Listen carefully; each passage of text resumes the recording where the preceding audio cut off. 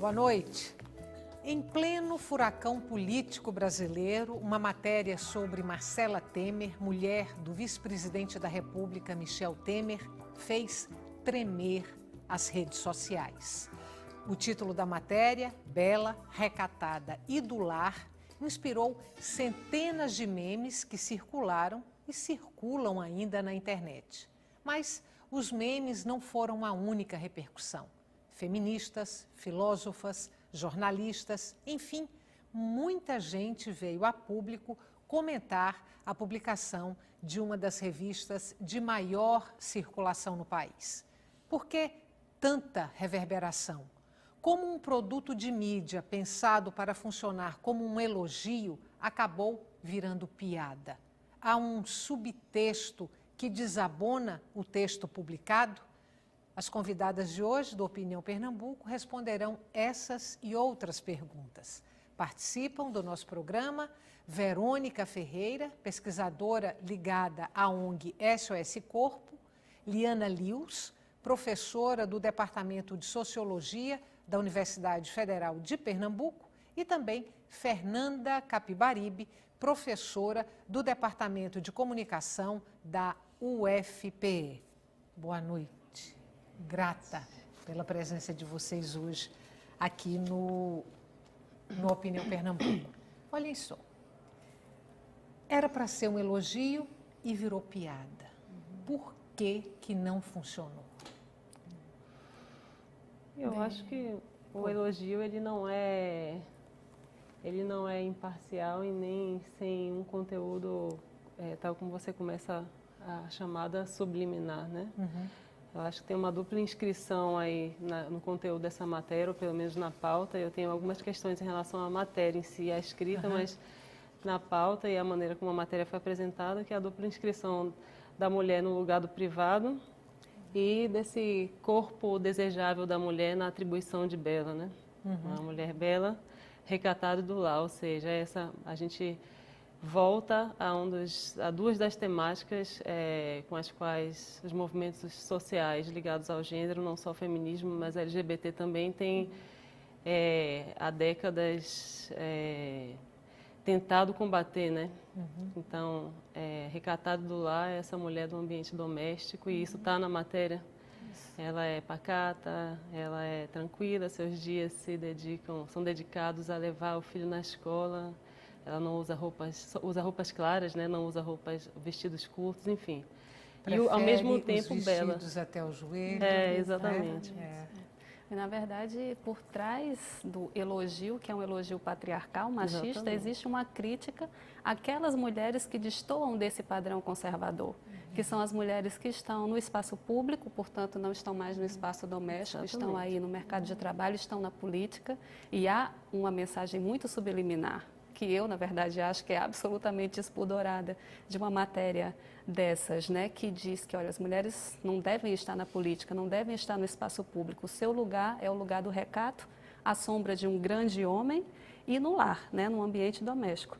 Esse elogio contém, na verdade, uma crítica a todas as mulheres que destoam desse padrão e que hoje rompem com esse padrão.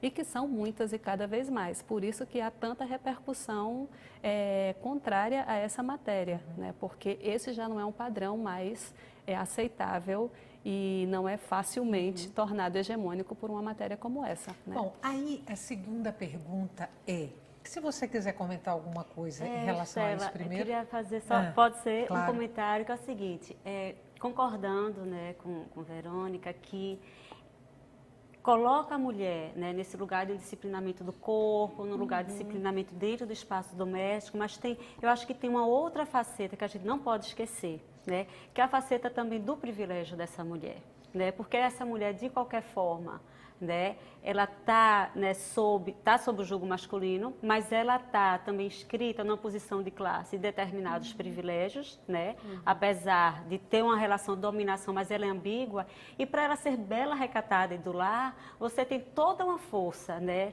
de trabalho, etc., da mulher negra que é invisibilizada.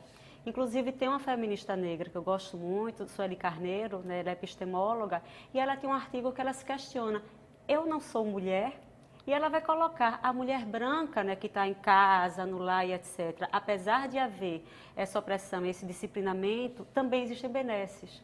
E ela coloca, nós mulheres negras sempre estivemos trabalhando, né, primeiro como escravas, depois como empregadas domésticas.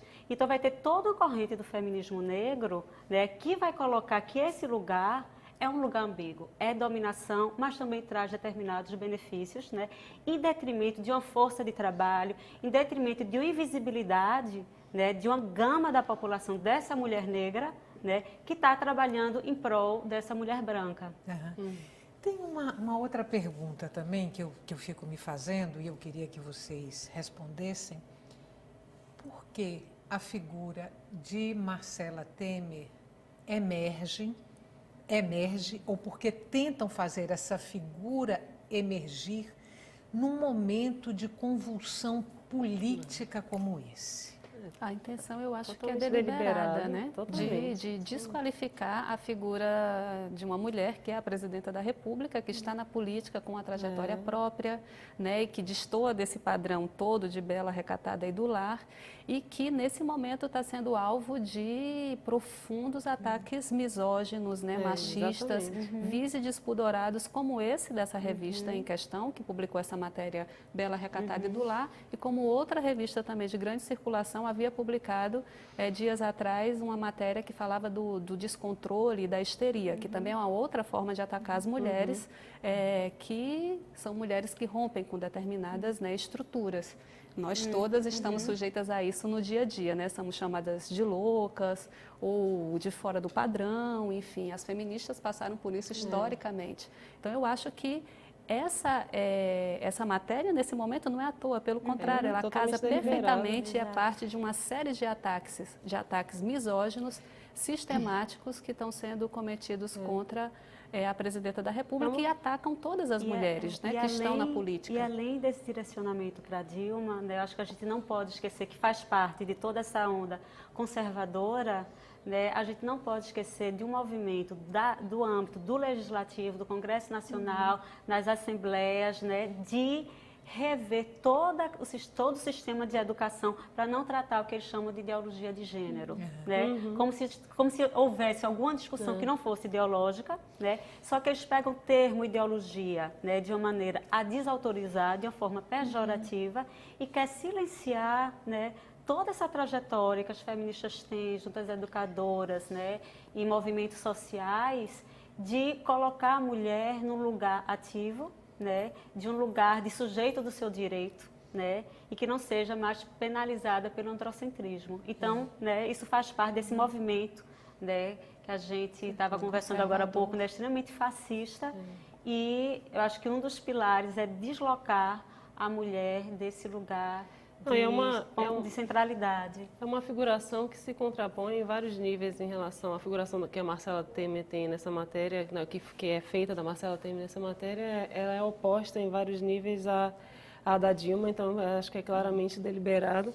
E ela é oposta em muitos sentidos. Eu concordo totalmente que vem também, essa matéria vem nesse momento atrelada a toda a discussão da ideologia de gênero. Nesse momento é o rechaço dessa bancada mais conservadora e do Congresso, de uma maneira mais ampla, a implementação dessa ideologia. Mas quando a gente pensa especificamente na sua pergunta em relação a Dilma, é uma mulher que não tem um marido, então ela assume esse lugar do protagonismo, ela não está vinculada a essa ideia de um provedor, né? É uma mulher que foi nomeada durante tempos pela sua postura firme, de braço de ferro, de associada a essas mulheres que têm uma autonomia, uma capacidade grande de tomar decisões, né? É uma mulher que não se coloca sob julgo de nenhum homem, ou seja, ela quebra com esse modelo patriarcal. E a maneira e é uma mulher pública, sobretudo, né? Porque a nomeação da matéria, o título da matéria, ela vai no direcionamento dessa alocação da mulher no lugar do privado, né? Que é toda uma discussão que está posta já há tempos para o feminismo, que é essa saída do privado ao público para as mulheres. E a Dilma, ela assume esse lugar máximo de um lugar de publicização, né? Quando ela está no cargo de presidenta da República. Então, a matéria, eu acho que é deliberadamente essa dupla Eu concordo totalmente que tem muito a ver com a questão da ideologia de gênero, mas é deliberadamente, eu acho, essa É uma matéria, então, dupla intenção, uma dupla intencionalidade que eu acho que é muito prejudicial para todas nós como mulheres e para qualquer sujeito, considerando que qualquer sujeito, seja homem, mulher, seja cis, trans e qualquer que seja a orientação sexual, todos e todas somos sujeitos de gênero, porque somos todos e todos afetados de uma forma ou de outra pelo gênero, né? Enfim, esse binômio de sexo-gênero. É uma matéria, então, pelo que vocês colocaram, em sintonia com essa pauta mais conservadora que o Congresso Brasileiro defende hoje. Exatamente. Com certeza. E eu acho Sem que dúvida. demonstra algo que o movimento feminista sempre disse, de que a dominação das elites e a dominação patriarcal caminham juntas, né? Então, da mesma maneira que existe hoje uma tentativa no Brasil de acabar com qualquer perspectiva de enfrentamento das desigualdades, você tem uma expressão de ódio de classe, né, de ódio aos pobres muito forte, né, que emana desses setores. Isso vem acompanhado necessariamente do machismo, quer dizer, do ódio patriarcal, porque essas elites não suportam que as mulheres estejam no poder, não suportam mulheres na política. Então, há também uma expressão machista muito forte, né, em toda essa ofensiva conservadora que vem de vários lados, que vem pela derrubada da questão da discussão de gênero nas escolas, que vem com propostas como a do Estatuto do Nascituro, por exemplo, né, que quer obrigar que as mulheres, né, é parte de ser do lar, você ser obrigatoriamente mãe. Então, esses setores que hoje, inclusive, estão querendo que a gente retroceda na legislação sobre aborto, por exemplo, né, querem fazer com que as mulheres tenham quantos filhos Deus quiser, como era na Idade Média, né? São realmente perspectivas conservadoras obscurantistas, porque além de expressarem em projetos de lei ou em atitudes medidas antidireitos, querem impedir o diálogo na sociedade, né? O diálogo entre diferentes e entre desiguais. E é isso que provoca tanto medo e tanto temor, porque é como a Liana disse, é uma ascensão fascista. E o fascismo é incontrolável, né? Então é preciso que a gente debata, que a gente discuta e reaja, né? Agora, é de se esperar que a repercussão negativa que essa matéria teve, a repercussão não poderia ser exatamente essa se, no caso, o marido, que é Michel Temer, não tivesse, neste momento, com índices de impopularidade tão altos. Quer dizer, a reação a Marcela Temer se deve um pouco à imagem de Temer hoje também, ou não? São coisas completamente dissociadas? Eu acho que não é completamente associado, porque eu acho que a gente está vivendo uma polarização, né, de ideias, né, e uma polarização que, num certo sentido, né, isso traz muito medo para a gente, essa polarização, porque está recaindo na questão da violência simbólica, a violência física e etc. Mas, ao mesmo tempo, eu tento ser um pouco otimista, né, de pensar que a esquerda está se reorganizando. Né? A esquerda está se fortalecendo nas discussões. Então, por exemplo, lá na universidade mesmo, a gente está tendo vários fóruns discutindo o impeachment e discutindo em paralelo as demandas sociais, né? Porque a gente não pode esquecer, né, que a gente está falando, na verdade, de um projeto de Estado, de um projeto de nação e de um projeto de sociedade. Né? Então, a gente está discutindo ideias, os movimentos sociais, eles estão vindo com muita força, né? Então, eu acho que tem a ver com a polarização. Eu não diria, ou eu não acredito que necessariamente o fato dele ter uma popularidade tão baixa tenha tido essa repercussão, porque a resposta que eu vi, pelo menos nas redes sociais, nas discussões, né, são de garotas que já estão, né, de uma certa forma, imiscuídas nesse ambiente de discussão. Bom, a gente separou aqui, a produção do programa separou imagens de algumas brasileiras que ao longo dos anos, ao longo de muitos anos, contrariam essa imagem defendida na matéria da revista relacionada a Marcela Temer, que é bela, recatada e do lar. Antes da gente chamar o intervalo comercial, eu vou pedir para a gente ver aí essas imagens e ter um pouquinho de informação sobre essas mulheres. Aí, no caso, é Chiquinha Gonzaga, primeira mulher do Brasil a comandar uma orquestra.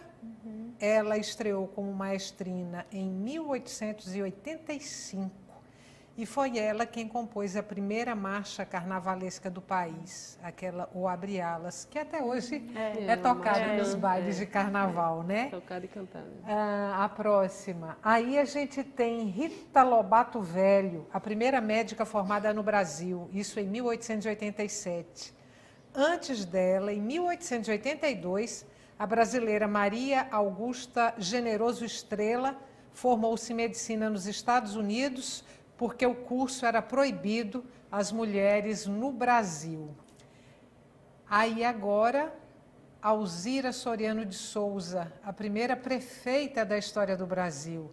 E isso foi no município de Lages, no Rio Grande do Norte. Vamos fazer um intervalo. A gente volta daqui a pouquinho para continuar essa conversa. Até já.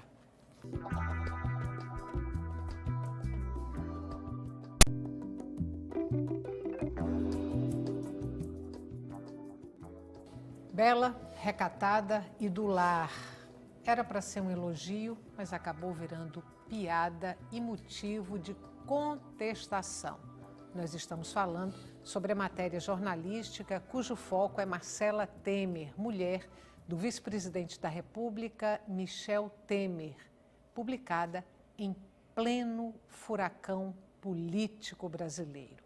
Participam desse debate, participam hoje do nosso programa Verônica Ferreira, pesquisadora ligada à ONG SOS Corpo, Liana Lius, professora do Departamento de Sociologia da Universidade Federal de Pernambuco, e também Fernanda Capibaribe, professora do Departamento de Comunicação da Universidade Federal de Pernambuco. Eu vou trazer agora para vocês, na verdade, uma observação sobre a matéria Bela, Recatada e do Lar, de Márcia Tiburi, que é filósofa. Eu vou trazer um olhar dela. Ela pegou um aspecto aí para comentar, para repercutir, e eu queria ver a opinião de vocês em relação a isso que ela coloca. Ela diz o seguinte, que o jogo político também é um jogo estético. E nesse momento, Temer não está bem na fita. A gente já havia falado no bloco anterior que ele tem índices de rejeição, de impopularidade altíssimos.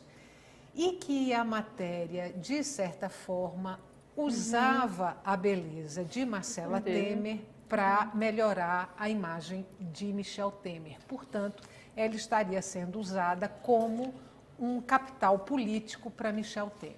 E é esse aspecto que eu queria que vocês Eu acho que discutissem. A gente conversa sobre isso um pouco, mas eu acho que é um acionamento, eu acho que tem o acionamento dessa figuração que é oposta à figura de Dilma, né, o imaginário que Dilma ocupa. E eu acho que tem sim a ver com uma certa na impopularidade que o Temer tem.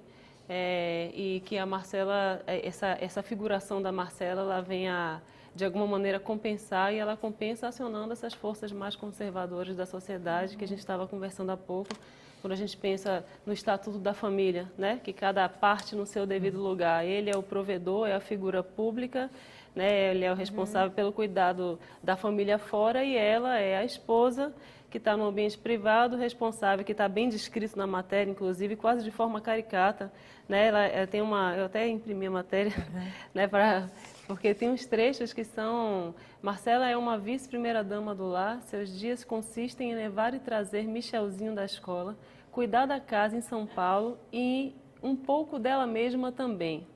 Né? Então, esse imaginário dessa mulher que vive para a família, ele é a figura pública que toma conta das coisas fora, e ela está ali em prol da família. Então, isso vai acionar também uma outra questão, para além da questão da implementação da ideologia de gênero na escola, é uma outra questão que emergiu um pouco menos recente, mas também recentemente, que é a questão do Estatuto da Família e de um rechaço, inclusive, dessas forças mais conservadoras da sociedade a todas as conquistas que nós tivemos em relação às possibilidades de uniões não heteronormativas, né? Uniões homoafetivas, e também aos lugares de visibilidade dos sujeitos não cisgêneros ou cisgêneras.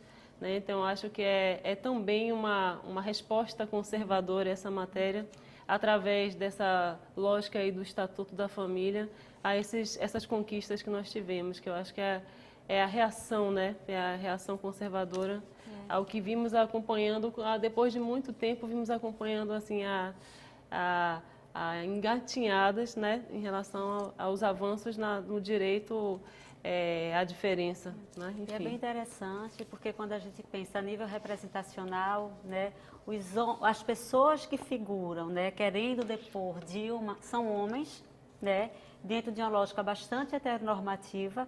E quando a gente quando a gente observa a votação do impeachment, né, quando a maioria dos deputados, quando eles iam falar, eles não apresentavam nenhuma base legal, eles apresentavam basicamente a família. Exatamente. Né? Então Deus ali foi um família. discurso, né, institucional, massificado, de uma heteronormatividade e de um patrimonialismo, né? Foi vergonhoso, é o patrimonialismo, né? Eu estou aqui defendendo a minha família, o meu neto, a minha esposa e etc.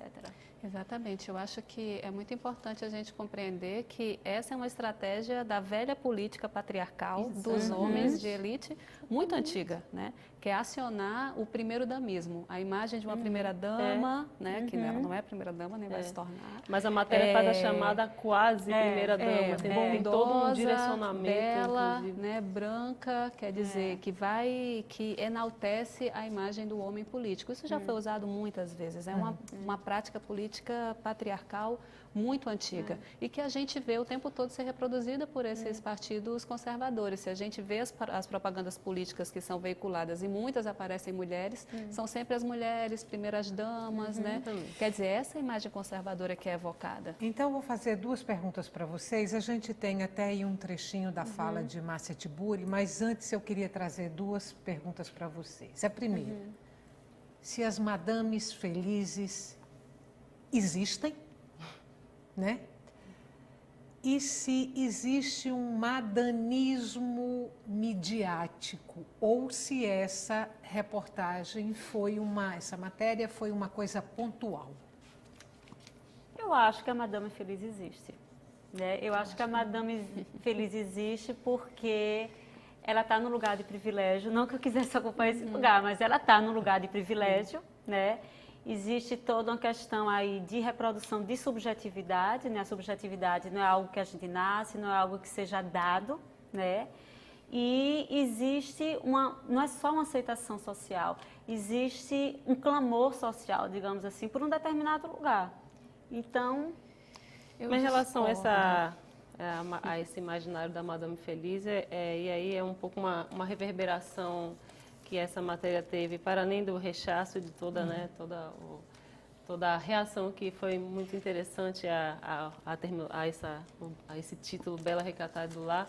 Eu também vi, e aí conectando com a questão da Madame Feliz, algumas pessoas questionando, e mulheres inclusive, sobretudo mulheres na verdade, questionando o fato de que a mulher ela também pode ser recatada do lar e querer ser bela, e isso não a diminui.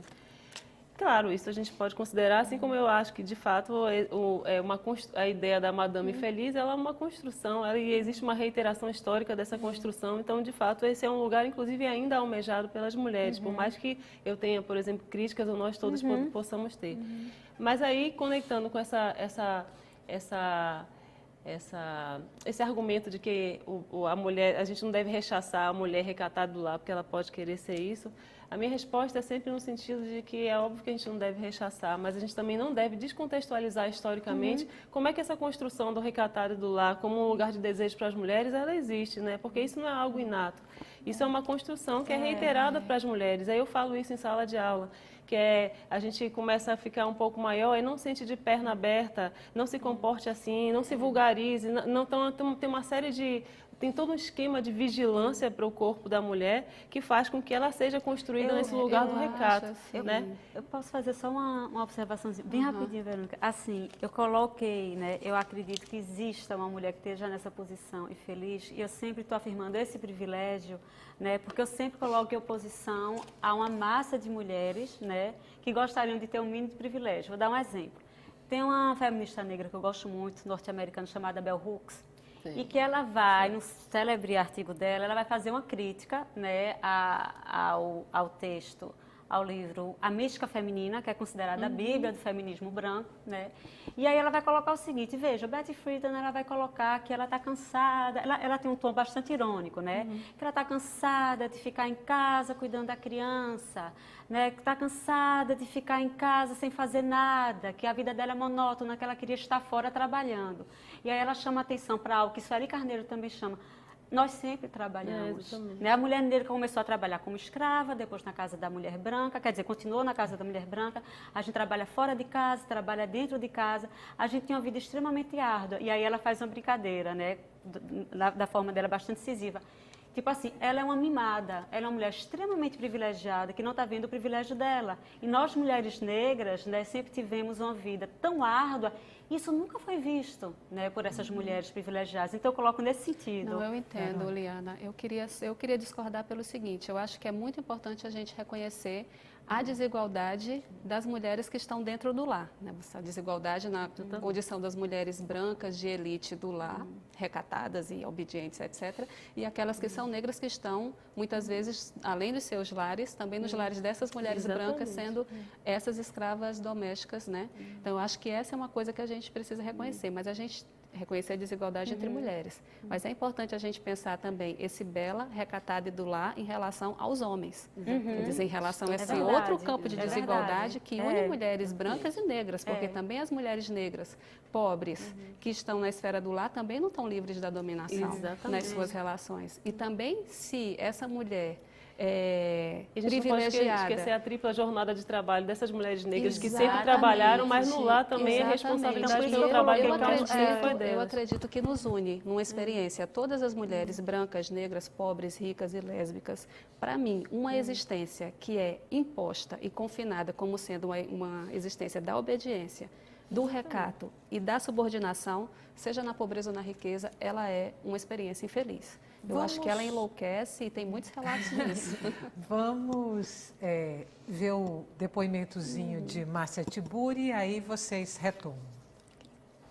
Ao contrário do que a revista que fez essa matéria quer mostrar, a Marcela não é uma mulher de sorte. Ela faz parte da vergonha alheia que todos estão sentindo e que agora cria uma personagem fútil como padrão de vida feminina feliz. Retrato, obviamente, né, do retrocesso e do caráter caduco da política tradicional feita por machos que não percebem como são ridículos quando agem nessa direção. E aí? Acho que é bem por aí. Eu acho que essa é a grande armadilha, como você disse, é um recurso midiático, é um recurso ideológico. Essa venda de uma existência feliz, subordinada, recatada e do lar, ela é uma estratégia de séculos, né? Ela está aí o tempo todo. Pode não ser uma pessoa rica, mas a gente hoje vive nesse tempo conservador, todo um certo apelo para que as mulheres voltem para o lar. Tem tanta crítica, né, de que as mulheres que trabalham estão sofrendo mais ainda. É um retrocesso, sobretudo, né? Porque a gente vem ao longo das últimas décadas batalhando para poder tirar o lugar de invisibilidade que a mulher ocupa, né, ou o lugar de naturalização que a mulher ocupa nessa invisibilidade doméstica, né? Então foi naturalizado durante décadas e décadas que esse é o espaço naturalmente atribuído à mulher. E aí a gente tem algumas décadas de movimento feminista querendo dizer, não, esse não é o espaço natural, isso é uma construção e a gente pode fazer outras coisas.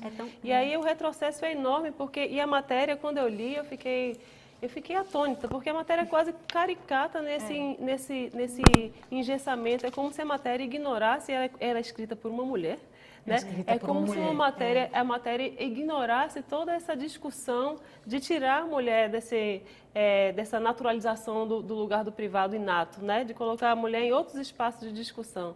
E quando eu li a matéria a primeira vez, eu pensei, bem, ou ela quis ter, porque a matéria me soou tão caricata nessa renaturalização, nesse momento em que isso não me parece mais algo plausível, né? Mas a maneira como ela é escrita, ela traz como se não houvesse nenhuma discussão sobre isso. Aí eu pensei, ou ela quis estabelecer algum tipo de ironia, porque tem alguns trechos da matéria que me chamaram a atenção por esse tom, ou de fato essa mulher, e em qualquer das duas situações eu acho rechaçável uma mulher escrever uma matéria dessa, diga-se de passagem, mas ou então ela de fato ela não tem, enfim, ela não tem nenhum tipo de senso ético e nem nenhum tipo de, né, porque ela é mulher também e ela está ali trabalhando, escrevendo a matéria. Sabe? Deixa eu fazer uma proposta para vocês. Vamos ver mais algumas mulheres brasileiras que fizeram o percurso inverso ao longo dos anos, o percurso inverso do que foi proposto pela matéria, e depois a gente continua conversando. Aí a gente tem Maria Lenk, é a primeira atleta brasileira a participar de uma Olimpíada, foi em 1932. A gente tem Carlota Pereira de Queiroz, única mulher da Assembleia Constituinte de 1933. E a gente tem Maria Esther Bueno, a primeira mulher a vencer os 4 torneios de tênis do Grand Slam em 1960, entre eles o badaladíssimo Roland Garros. A gente volta daqui a pouquinho, mais um intervalo curto, a gente volta já.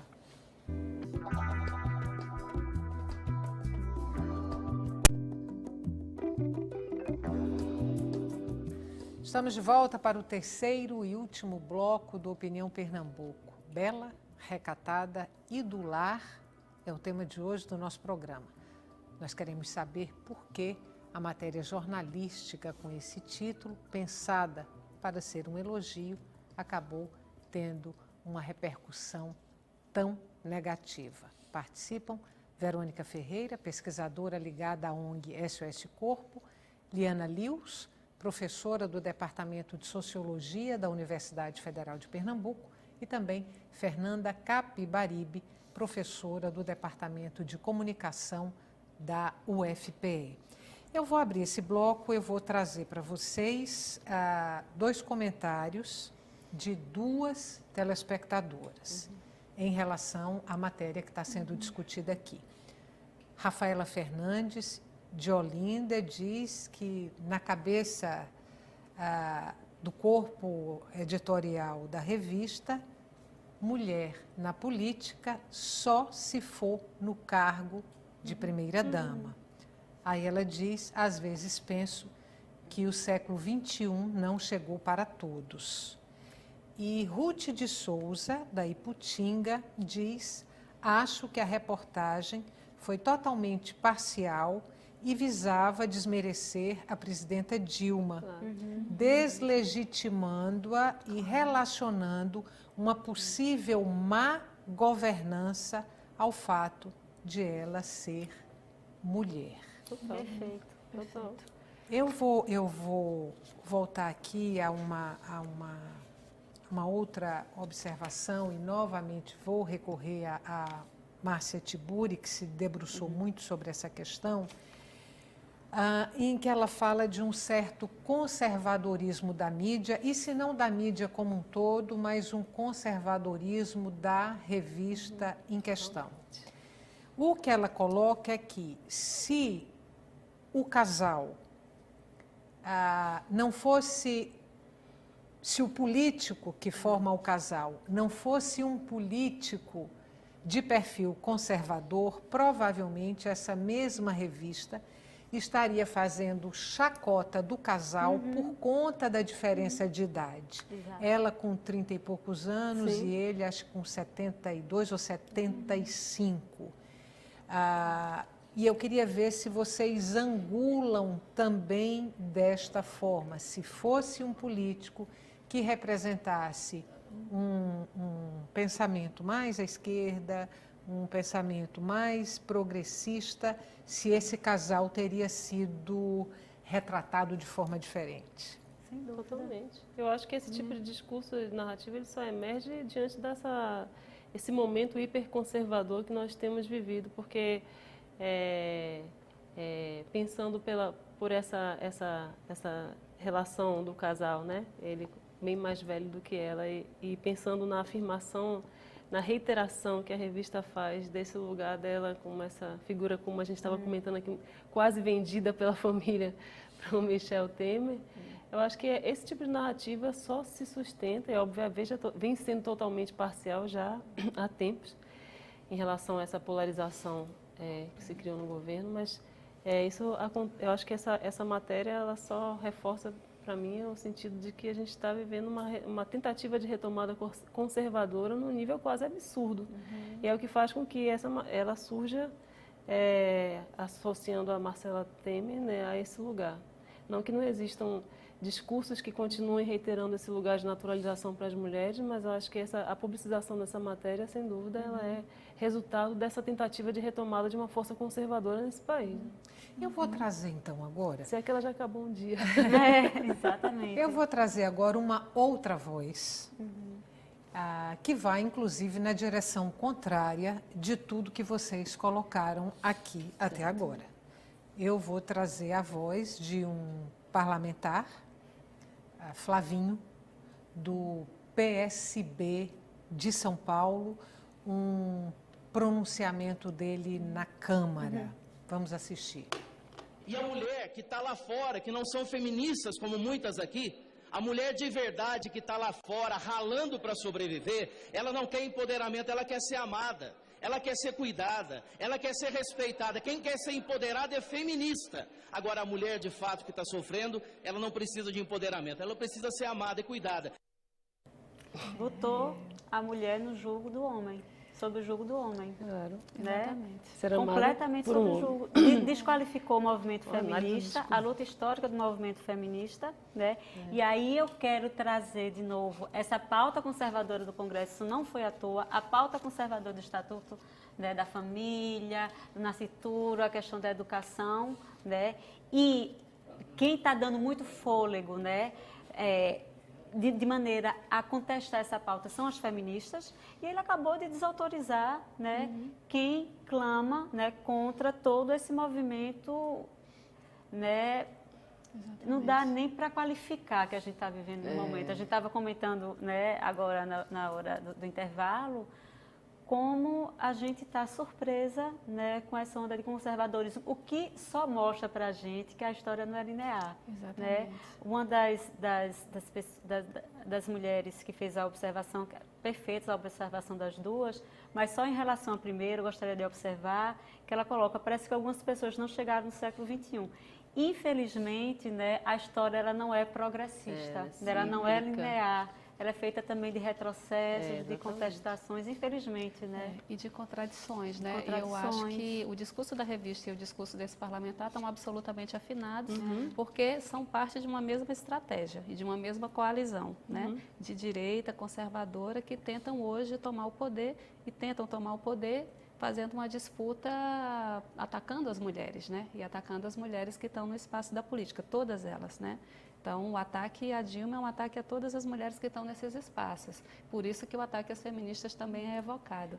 O que eu acho interessante, por isso eu acho importante lembrar das contradições, é que esse discurso é uma reação.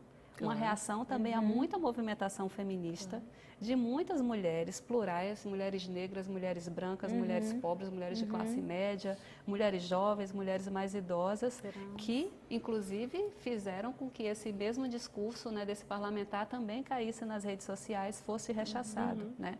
Então, o que eu acho muito interessante desse momento e esperançoso é saber que esse tipo de discurso é uma reação, também é uma movimentação progressista que a gente vê na sociedade, que é liderada e protagonizada pelas mulheres, né? Os memes na internet dizendo, olha, bela, recatada e do lar não é o elogio. Nós somos da rua, nós somos do bar, nós somos Exatamente. livres, né? Como Desbocado o do rechaço bar, do ao ar, discurso desse lugar, né? parlamentar são coisas absolutamente fantásticas, né? Que mostram que a gente está vivendo um momento de embate entre forças progressistas Que não e cabe forças mais, a naturalização ela conservadoras. não cabe mais. mais, e nós não estamos no mesmo lugar, né? Isso é o que dá esperança. Isso é previsto até quando a gente, eu vendo a minha história com o movimento feminista, começa com o empoderamento de mulheres, um projeto de pesquisa na Universidade Federal da Bahia. Então, a gente trabalhou muito essa ideia de empoderamento, ou o conceito de empoderamento dentro do feminismo, que ele vai prever exatamente esses fluxos. Empoderamento não é um lugar de autonomia ou capacidade de tomada de decisões no qual a mulher chega e do qual ela não sai mais, não é um lugar cativo nem trono, né? Empoderamento é formado por fluxos, os fluxos contemplam as descontinuidades, aquilo que muda, contempla o que permanece. Por exemplo, a mulher vai para o mercado de trabalho, mas ela continua tendo a demanda doméstica da casa porque o marido continua resistindo em assumir, pensando em uma relação heteronormativa. Então, contempla a descontinuidade, contempla a permanência e contempla o retrocesso também. O retrocesso é exatamente essa tentativa de retomada das forças conservadoras, que eu acho que, em grande medida, ela é inevitável. Então, eu acho ótimo que você coloca, porque é também para a gente não ficar no discurso só, né, tipo, porque realmente está difícil, mas para a gente pensar também que existe, que esse tipo de acionamento, de agendamento midiático agora, o tipo de rechaço, por exemplo, à ideologia de gênero,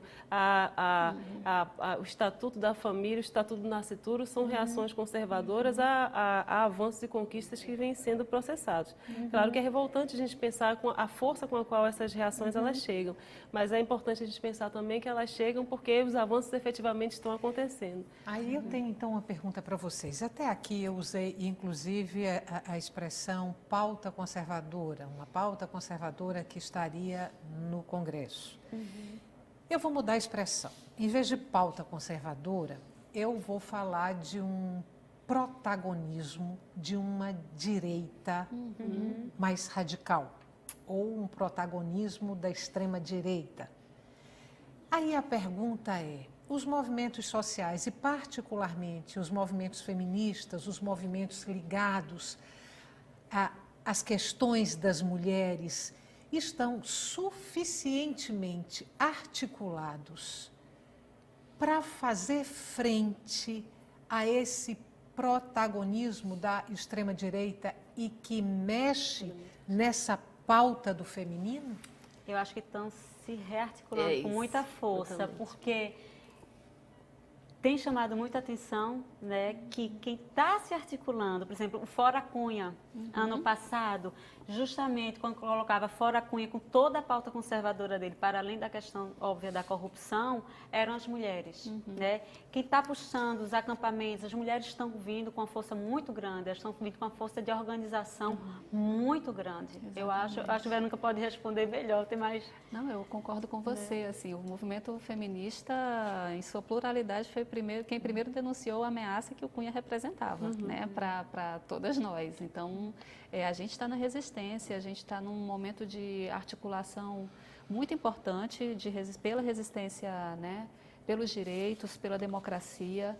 Acho que o feminismo vive também um momento de muita efervescência, né? A gente vê aqui na cidade do Recife, mas não só, em vários outros locais, o surgimento de muitos coletivos de mulheres jovens, lésbicas, das periferias, com diferentes expressões. E não é à toa que a gente tem toda essa reação nas redes sociais, é porque existem coletivos, né, novos surgindo, e existe um movimento de mulheres estruturado que permanentemente fez a luta e vem fazendo a luta, e já há algum tempo tem denunciado essa ascensão da direita ultraliberal, né, conservadora, patriarcal e racista aqui no Brasil, né? A gente, no ano passado, teve uma Marcha das Margaridas com 70 mil trabalhadoras rurais nas ruas. Em novembro, a Marcha das Mulheres Negras, é importante. Solidariedade, inclusive, a Dilma, né? Exatamente. A Marcha das Mulheres Negras também num momento de enfrentamento bastante profundo, né, no decorrer da própria marcha com os setores fascistas lá em Brasília. Então, a gente tem um movimento que nunca parou de lutar, né, que está se fortalecendo, está articulado, e tem aí novas expressões surgindo que são muito bem-vindas e que fazem com que a gente possa enfrentar isso de outra maneira. Tem uma coisa, se você for pensar, bastante emblemática. Foram mulheres parlamentares quem enfrentaram o Eduardo Cunha há poucos dias na Câmara. Tomou o lugar dele, né? Exatamente. Erundina sentou no lugar dele e ele saiu atordoado. Exatamente. Exatamente. Foi fantástico. Vamos ver mais mulheres que não foram recatadas e nem foram do lar e à sua maneira, muito bonitas.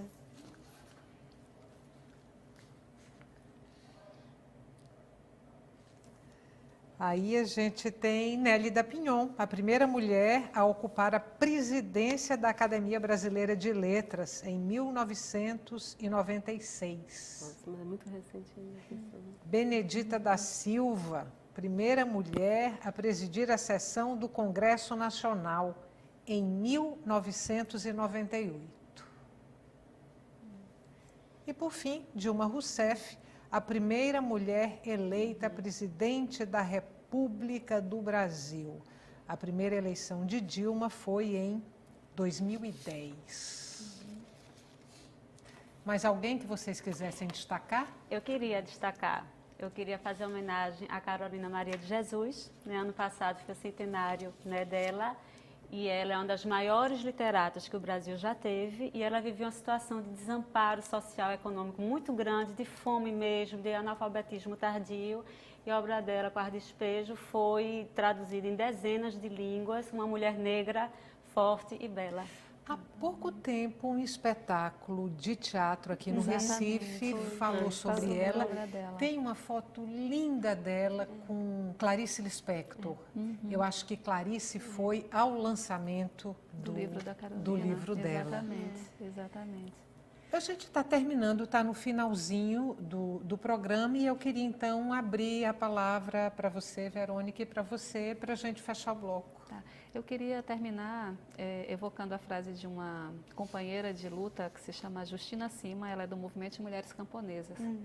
E ela diz uma coisa que eu acho fantástica para contestar essa matéria. Ela diz que a coisa mais revolucionária que uma mulher pode fazer é participar do movimento. É se tornar uma militante, é sair de casa. E eu acho que quando a gente vê uma matéria como essa frase da Justina ganha muito sentido.